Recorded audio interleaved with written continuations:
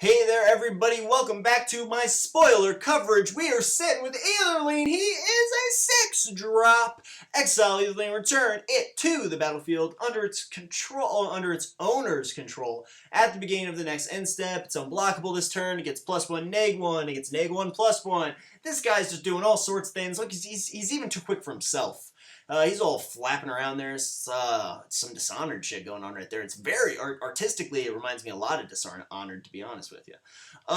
Anyway, this guy's pretty good. He's really tricky as a creature for a blue deck. You know what I mean? Like, there's just a lot of things he can do that are just kind of nuts. Really hard for your opponent to get rid of, obviously. So I'm kind of surprised to see this guy. He's just kind of weird. He's just kind of weird to me. He shows up, does some nuts things. I don't know. I'm kind of behind in the lore, so maybe he makes a lot of sense lore-wise. But he's really tricky for a blue deck. I like him. I like him quite a bit indeed. Hidden Strings. You may tap or untap target permanent. Then you may tap or untap another target permanent for 2. Hands of Biting on Crack. I'll take it. This is also a Cipher card. Put it on your flyers. Flip, flap, in. Slap somebody in the face. Tap everything they have. Really like this guy. Hands of Binding won me some matches. Which is, I mean, this is pretty good. That's why I was almost going to go Simic. I still don't know what I'm doing. I'm down between those two. But this is pretty good. It's pretty damn good. It's going to slap your opponent in the face, tap a bunch of their stuff. Not to mention the fact that, I mean, this is also really dangerous in Azorius, of course, because they've got the one dude that taps stuff. They got, Detain. This is a very interesting card. I think it's pretty good, to be honest with you. Mise Glare, I mean, because with Detain, they can be like, this guy's getting in no matter what. Tap more stuff, Flying, multicolored creatures you control have flying. Flying's pretty damn good, but with all these cards, it really depends on what you have out on the battlefield. You don't want to just dry drop this guy because he's just a flying 3/5, which actually isn't that bad. He's got a pretty fat ass. This guy, not terrible, 6-drop, I like flying. Flying's not bad. Evasion's always pretty good to have in any matchup.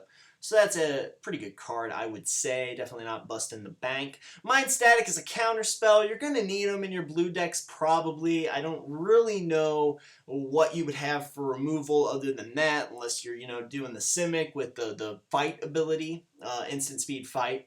So this is pretty good. They're going to have to tap 6. I know that they have to tap 6. I really just wish that, I don't know. I really just wish this was a little bit better, to be honest with you. I wish this was Mana Leak. That's all I really want is just a Mana Leak here.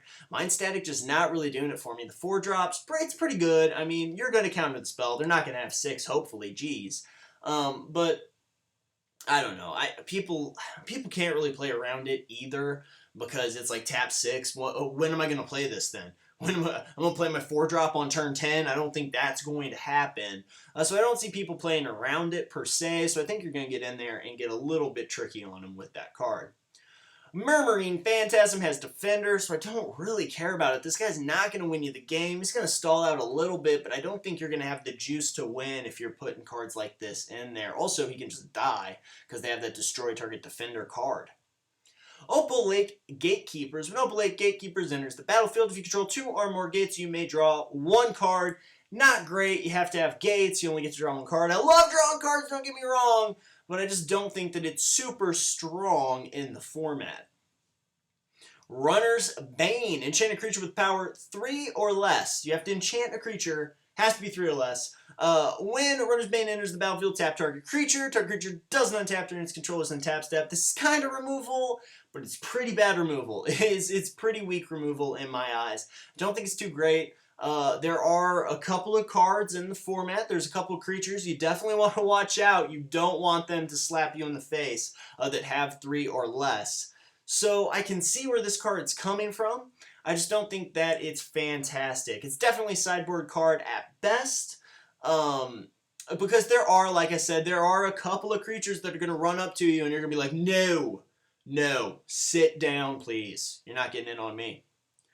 Trait Doctoring. Change the text of, oh god, another one of these.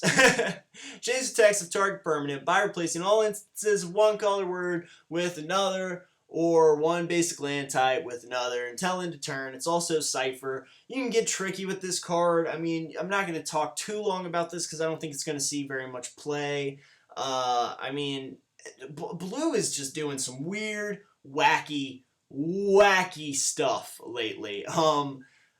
I don't really put this in your Is It deck with Mindstorm and Norman or whatever the hell that other card is. Just do some crazy stuff. Just have a judge sit next to you and just explain to your opponent everything you're doing. Not fascinated with this card, to be honest with you. Uncovered clues, you look at the top 4 of your library. You may reveal up to 2 instance or sorcery cards from among them and put the revealed cards into your hand. Put the rest on the bottom of your library in any order. This is awesome because it only costs 3 and I get 2 cards that I get to pick.